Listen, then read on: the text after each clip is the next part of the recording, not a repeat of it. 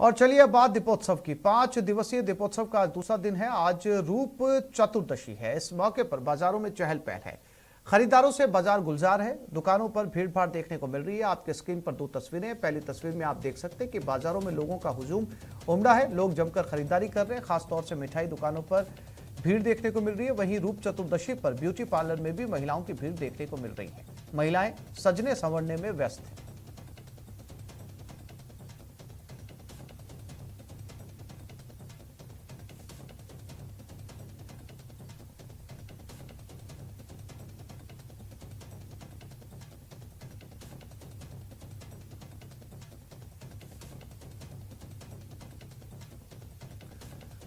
और इसी खबर पर हमारे साथ सचिन जयपुर से जुड़ गए हैं, चंद्रशेखर जोधपुर से, अशोक शर्मा गंगानगर से, योगेश त्यागी कोटा से। सबसे बात करने की कोशिश करते हैं।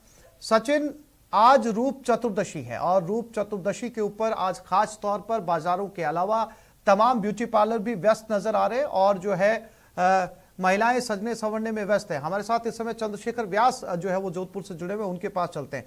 चंद्रशेखर, कैसी तस्वीरें हैं आज रूप चतुर्दशी के दिन जोधपुर के बाजारों से?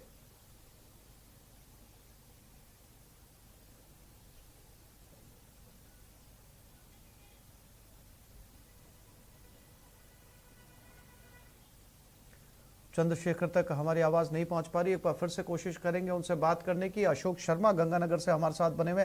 अशोक, जहां आप खड़े हैं आपके पीछे खासी भीड़ भी नजर आ रही है। किस तरीके के नजारे हैं आज जब दीपावली पे रूप चतुर्दशी है, गंगानगर के बाजारों की तस्वीरें?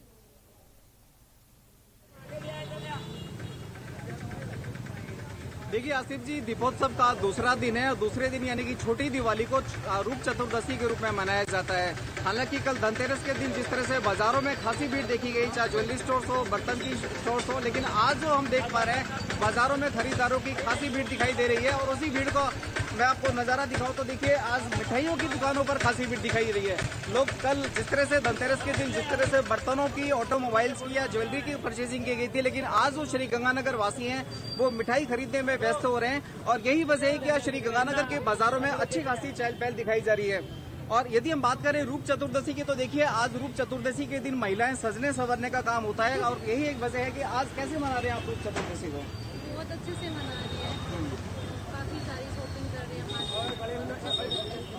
एक महिला होने के नाते रूप चतुर्दशी आपके लिए कितना महत्व रखती है?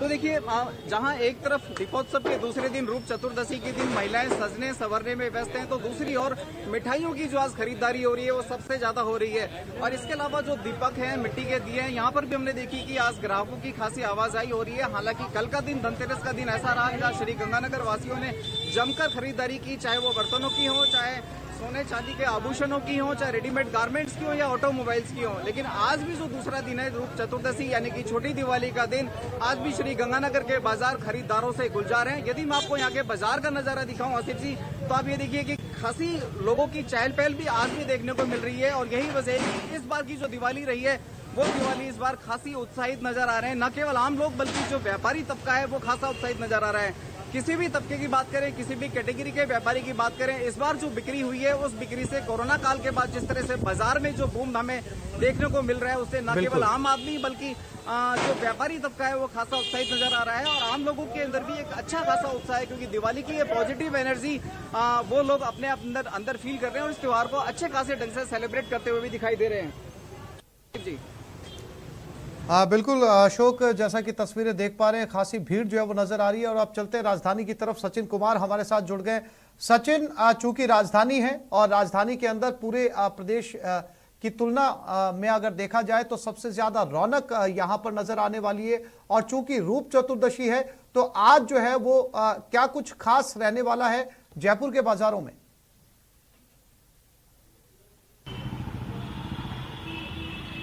देखिए, बाजारों की बात करें तो कल देर रात तक बाजार खुला था। सराफा बाजार हो या बर्तन बाजार हो, ये सभी बाजार देर रात तक खुले थे। तो अभी जो रौनक नजर आनी चाहिए उस तरह की तस्वीरें फिर भी आपको दिखाई नहीं देगी। लेकिन अब जो है वो देखिए, सजावट का सामान हो या मिठाई की दुकान हो, ड्राई फ्रूट्स हो, इन दुकानों पर अब जो है आपको भीड़ नजर आ जाएगी। दिया खरीदते हुए लोग आपको नजर आ जाएंगे। इसके अलावा जो ज्वेलर्स की दुकानें हैं वहाँ पर आपको कुछ भीड़ जो है वो नज़र आ जाएगी। इस वक्त जो तस्वीरें हम आपको दिखा रहे हैं ये छोटी चौपड़ की तस्वीरें हैं। छोटी चौपड़ पर जो फुटकर व्यवसायी जो लगते हैं वहाँ पर अब आपको नज़र जो है वो आ जाएगी। तस्वीरों में देख लीजिए जो सजावट है वो पूरी तरह से की गई है बाज़ारों के अंदर। तो अब जो भीड़ है वो उतनी उस तरह की दुकानों पर नज़र नहीं आएगी क्योंकि जो लोगों को शॉपिंग करनी थी वो कर चुके हैं। हालांकि देखिए अभी दिन की शुरुआत हुई है तो जैसे जैसे शाम बढ़ेगी वैसे वैसे तस्वीरें जो है वो बदलती जाएंगी।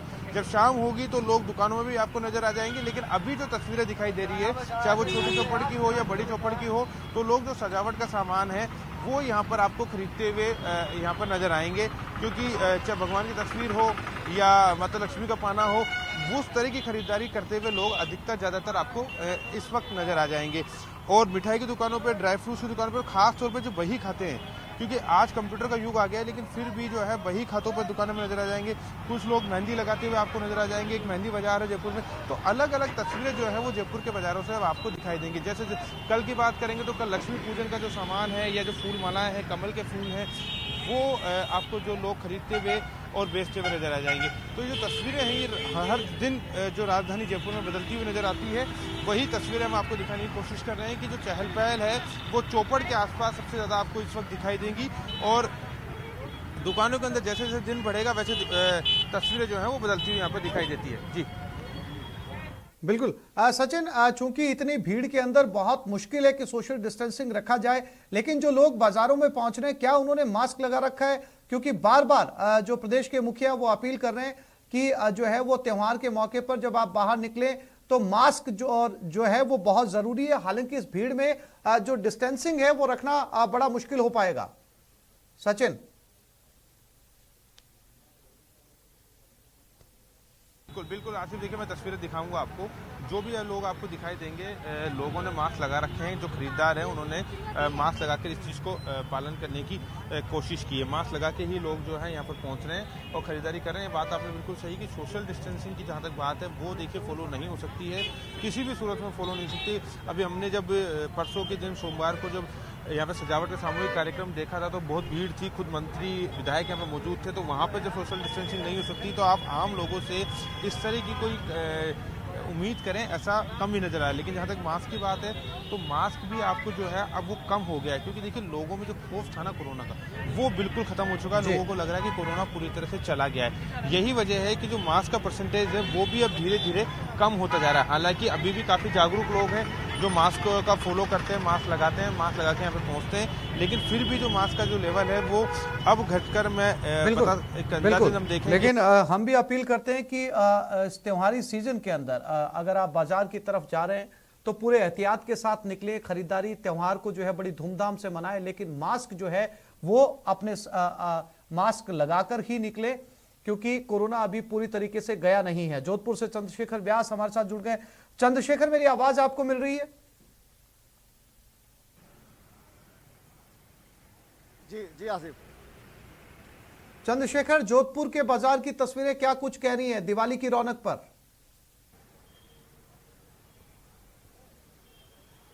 देखिए आसिफ, बात करें तो जो दीपोत्सव का आज दूसरा दिन है और सबसे बड़ी बात बाजार जो है मिलीजुली प्रतिक्रिया नजर आ रही है। इस वक्त हम जोधपुर के स्टेशन रोड बाजार पे खड़े हैं। यहाँ पे जो अगर देखने को मिलेगा तो एक तरफ जो है इलेक्ट्रॉनिक बाजार है जहाँ पर जो है अभी ग्राहक नहीं है। अगर बात करें तो इलेक्ट्रॉनिक बाजार की बात करें तो यहाँ पर जो शाम के बाद जो है खरीदारी का दौर शुरू होता है और कहीं ना कहीं जो ऑनलाइन इलेक्ट्रॉनिक बाजार की खरीदारी का जो माहौल चल रहा है जिसके चलते ये बाजार सोने नजर आ रहे हैं। लेकिन वहीं अगर दूसरी तरफ बात करें जोधपुर शहर के जो रवायत है खाने पीने के शौकीन लोग यहाँ पर और मिठाइयों की दुकान पर जो यहाँ पे जो भारी भीड़ यहाँ पे नजर आ रही है, देखने का प्रयास करेंगे, जानने का प्रयास करेंगे, कुछ लोगों से बात करने का भी प्रयास करेंगे। यहाँ पे आप देख सकते हैं कि मिठाइयों की दुकान पर जिस प्रकार से लोग जो है उमड़े हैं, जो जिस प्रकार से त्योहार काल के कि हम क्यों नहीं डेंगू को लेके भी एक वीडियो कॉन्फ्रेंसिंग पूरी पब्लिक के लिए करें।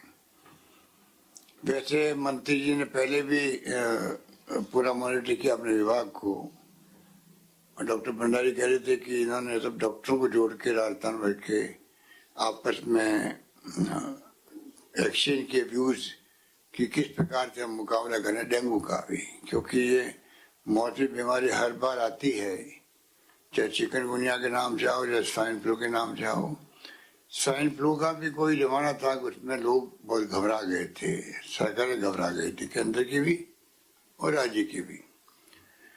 और अब वो स्वाइन फ्लू 2-3 साल पहले से ज्यादा कैजुअलिटी किए थे, अब तो बिल्कुल ही ना के बराबर है। तो ये जो कुछ भी हम कर रहे हैं वो राजस्थान की जो एक अलग शान बनी है देश के अंदर, और मेडिकल में हम लोग लगातार आगे बढ़ते रहना चाहते हैं, क्योंकि हमने पहल करी है फ्री मेडिसिन से, फ्री टेस्ट से। अभी कोरोना काल में पूरा इलाज फ्री आप लोगों ने किया है, सीटी स्कैन तक फ्री करी, दवाइयाँ चाहे कितनी कीमती हो वो सब फ्री दी गई। मैनेजमेंट बहुत शानदार रहा, डॉक्टर का, नर्सेज का, आम जनता का भी, पब्लिक को लॉकडाउन के दरमियान में भी, पुलिस प्रशासन का भी, कांस्टेबल तक का भी, को भूखा नहीं सोना चाहिए। तो एक भीलवाड़ा मॉडल आज ही पूरे विश्व के अंदर वही काम कर रहा है। जो भीलवाड़ा मॉडल का मतलब था, जो स्टेप उठाए गए, तो पहली बार जो वहाँ पर कोरोना से जो लोगों को तकलीफ हुई, तो उसके बाद में रोके कैसे पता नहीं। उस वक्त तो माहौल ऐसा बन गया था, पहली लहर में पता नहीं कितने लोग मारे जाएंगे, बहुत भय था। हालांकि ना ऑक्सीजन की ज्यादा जरूरत पड़ी, ना वेंटिलेटर की ज्यादा जरूरत पड़ी, तो माहौल बन गया। उसी माहौल के अंदर वहाँ के जिला प्रशासन ने भी, वहाँ के कलेक्टर ने भी, और यहाँ के अधिकारी जो हमारे थे, वो मंत्री जी ने, सब ने ऐसा माहौल बनाया कि भाई ये मॉडल अपना में बन गया। और भीलवाड़ा मॉडल की बात हमने नहीं करी, भारत सरकार की हेल्थ मंत्रालय ने बात करी मीडिया के सामने।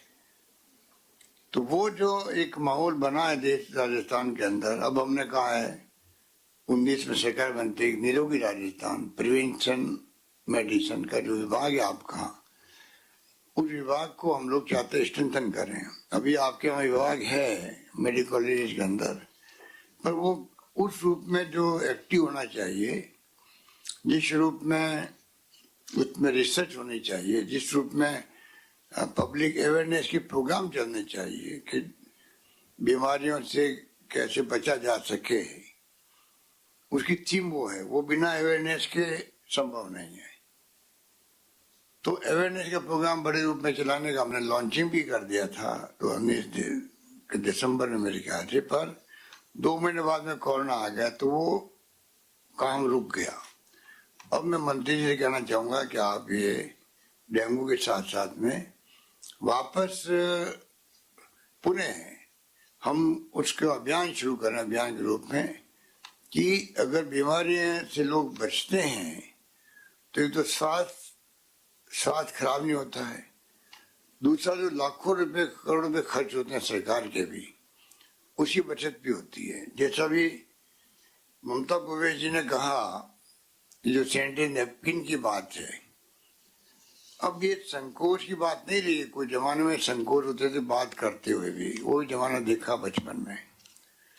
अब आधुनिक 21st सेंचुरी है, सब बच्चे समझते भी हैं, शिक्षा का स्तर बढ़ गया है, शिक्षा का परसेंटेज बढ़ गया है। पहले बहुत कम परसेंटेज में शिक्षा थी, बच्चे भी समझते, बच्चे भी समझती है। तो आंगनबाड़ी वर्कर्स, आशा सहयोगी, जितने भी आपके जो गांव की इकाइयां हैं, उन सबको चाहिए कि बड़े रूप में वो इस अभियान को चलाएं। जो उड़ान आपका नाम दिया है, और 150 करोड़ रुपए रखना कोई मामूली बात नहीं है। उससे अंदाज कर सकते हैं कि 150 करोड़ रख के हम उन गाँव की महिलाओं को, जो इन बातों को समझती नहीं है कि नैपकिन का क्या फायदा है, सैनिटरी नैपकिन का, जो जिस प्रकार से वो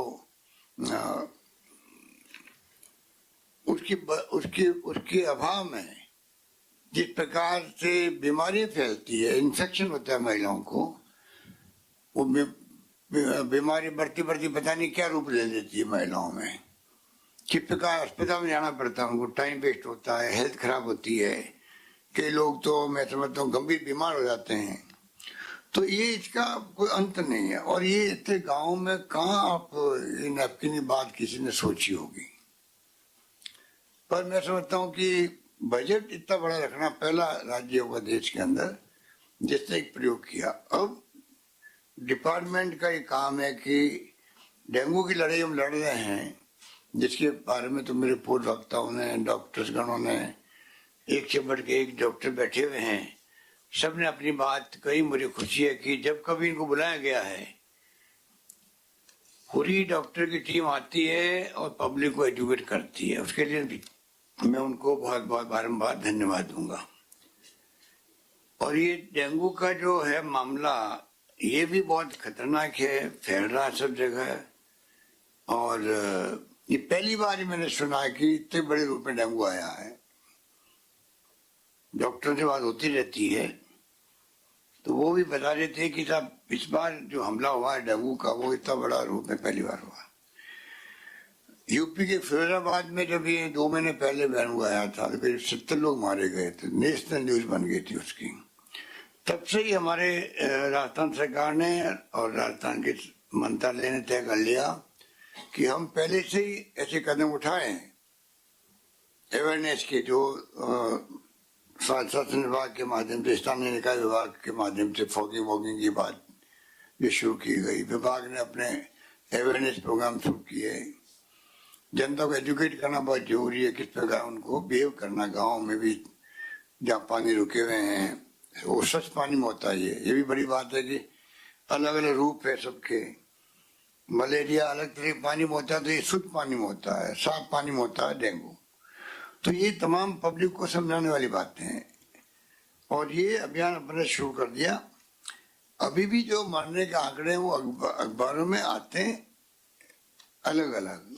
कुछ अखबार वाले लिखते हैं अभी तो आंकड़े कम किए जा रहे हैं, कम बताए जा रहे हैं। मैं आपको कहना चाहूंगा, सभी लोग बैठे हैं अधिकारी लोग, हमें कोई बात छिपाने की जरूरत नहीं है। जितना आंकड़े सही होंगे उतना प्रबंधन सही होगा। आंकड़ों के आधार पे तो सरकारें फैसले करती है। आंकड़ों के आधार पर ही आप जो प्रबंधन करने वाले लोग हैं, आप प्रशासनिक दृष्टि से, चाहे वो ब्लॉक लेवल पे हो, चाहे डिस्ट्रिक्ट लेवल, चाहे स्टेट लेवल पे हो, विभाग हो, सरकार के बजट हो, आंकड़ों के आधार पर ही फैसले होते हैं। तब जाके हम ईमानदारी के साथ में सेवा कर सकते हैं। भारत सरकार से हमारी शिकायत रहती है, NSSO के आंकड़े छिपाए गए 2019 के चुनाव के पहले, क्योंकि आंकड़े उनके खिलाफ आ गए थे। बेरोजगारी के आंकड़े आ गए थे खिलाफ में, काफी कुछ हुआ। इतनी आलोचना मैंने देखी उस वक्त में, तमाम देश के संपादकीय अखबारों में, तमाम मुल्क की बात कर रहा हूं मैं। इतने आर्टिकल खिलाफ लेके गए कि अगर आप NSSO के आंकड़े भी छिपाएंगे तो जितने भी एक्सपर्ट हैं, इकोनॉमिस्ट हैं, वो आगे की प्लानिंग ढंग से कैसे कर पाएंगे। आंकड़ों के खेल है, जिसके आधार पर प्लानिंग कमीशन भी जो पहले था या नीति आयोग है, वो आगे की योजना बना सकता है। आंकड़ों का ये महत्व होता है।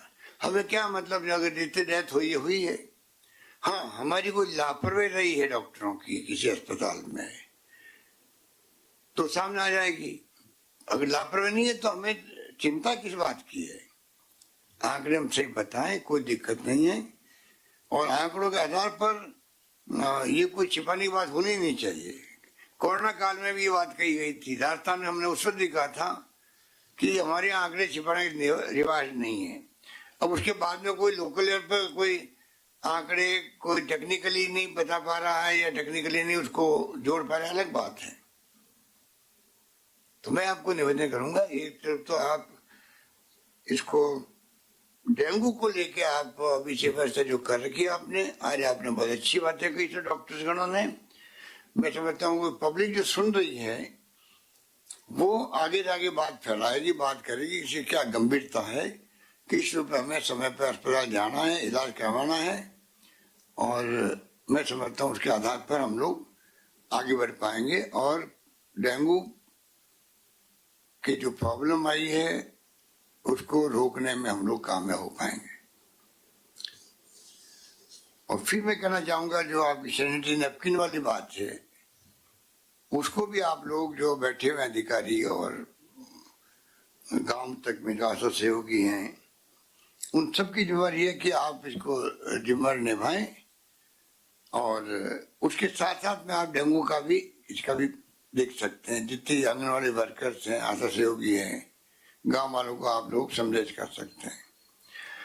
इस रूप में ये आज मीटिंग रखी गई और मैं उम्मीद करता हूं कि जो हमारे पूर्व के हमारे मंत्रीगणों ने जो बातें कही है और जिस रूप में आप लोगों ने इंटरेस्ट दिखाया है, मुझे विश्वास है कि तमाम मौसमी बीमारियों का धीरे धीरे अंत होगा।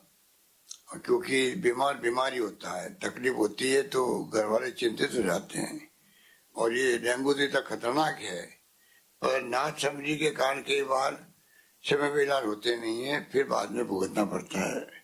तो ये ऐसे प्रोग्राम करने का मकसद ही ये है कि अवेयरनेस और जागरूकता, अलर्टनेस विभागों के अंदर भी, अधिकारियों में भी, जनता में भी समय बनी रहे तो राजस्थान को बचा सके।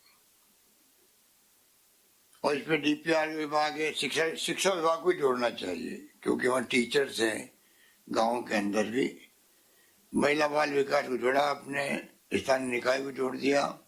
तो एक तरफ जागरूकता अभियान, एक तरफ आपका स्थानीय निकाय विभाग का बड़ी भूमिका है इसमें। ये फॉगिंग और फॉगिंग के अलावा भी अवेयरनेस करके वो क्या छिड़काव करना, क्या करना वो कर सकते हैं।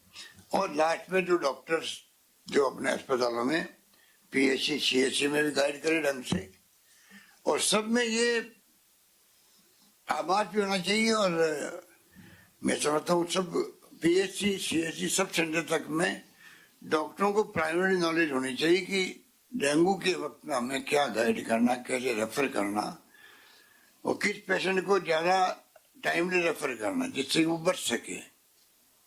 ये मैं समझता हूँ कि बड़े अच्छे ढंग से हम कर पाएंगे। यही बात कहता हूँ, मैं आपको बहुत धन्यवाद देता हूँ कि आप सबने बहुत इंटरेस्ट लिया और आने वाले वक्त के अंदर हम लोग और ज्यादा मेडिकल साइड के अंदर क्या क्या कार्रवाई कर सकते हैं, क्या फैसले कर सकते हैं, उस दिशा में आगे बढ़ेंगे। फॉर्चुनेटली अभी तक तो हर जिले में करीब करीब मेडिकल कॉलेज खोल रही है। ये बहुत बड़ा फैसला है। 50% केंद्र दे रहा है, 50% हम लोग लगा रहे हैं, तो कोई कमी नहीं रख रहे हैं। मेडिकल में आने वाले वक्त में सीटें बढ़ गई है, एमबीबीएस की भी और आपकी पीजी की सब। तो मेडिकल को एक प्रकार से टॉप प्रायोरिटी देकर राजस्थान जो आगे बढ़ा है, मैं उम्मीद करता हूं कि वही माहौल आप सबके सहयोग से बना रहेगा। और जो कोरोना में बम्बई में, अहमदाबाद में, दिल्ली में जो तकलीफ आई थी, वो तकलीफ बहुत भयंकर थी। वहां के जो, क्योंकि बड़ी बड़ी अट्टालिकाएं खड़ी हो गई है अस्पतालों की, तो वहां के निवासी चिंतित हो गए कि हम अगर बीमार पड़ेंगे तो ये तो भरी पड़ी है, कहाँ जाएंगे। ऐसे में लोगों को याद आया जयपुर और राजस्थान याद आया, जहाँ पर शानदार आरयूएचएस के अंदर भी उस सब जगह व्यवस्था की गई कि आपके पड़ोसी राज्यों के लोग यहाँ आने लग गए, दिल्ली के लोग यहाँ तक आए, ऐसी स्थिति बन गई थी। तो प्राइवेट की जगह प्राइवेट है, उनको हमको डिस्करेज नहीं करते हैं, खाली उनको चाहिए कि वो मानवीय दृष्टिकोण रख करके जो उनकी रेट्स है बिल बनाने की, उसमें जरा ध्यान रखे जिससे कि आम नागरिक दुखी नहीं हो, क्योंकि उनके बिल बहुत ज्यादा बनते हैं। चिरंजीवी योजना लेके आए हम लोग, उसमें भी आप लोग गाइड करें लोगों को, जो कई बार लोग समझ नहीं पाते हैं, तो उनको लाभ मिले उसका। और प्राइवेट सेक्टर का अपना महत्व हो सकता है, पर पब्लिक सेक्टर की जो अस्पताल है, पब्लिक सेक्टर के जो संस्था है, उसका कोई मुकाबला नहीं कर सकते। और फ्री इलाज हो रहा है, एक तरफ 5 लाख का बिल बन रहा है, 2 लाख का बन रहा है, रात दिन का फर्क है। तो बहुत अच्छा निभाया सरकारी अस्पतालों ने, डिस्ट्रिक्ट अस्पताल हो चाहे मेडिकल कॉलेज के अस्पताल हो, सीएचसी पीएचसी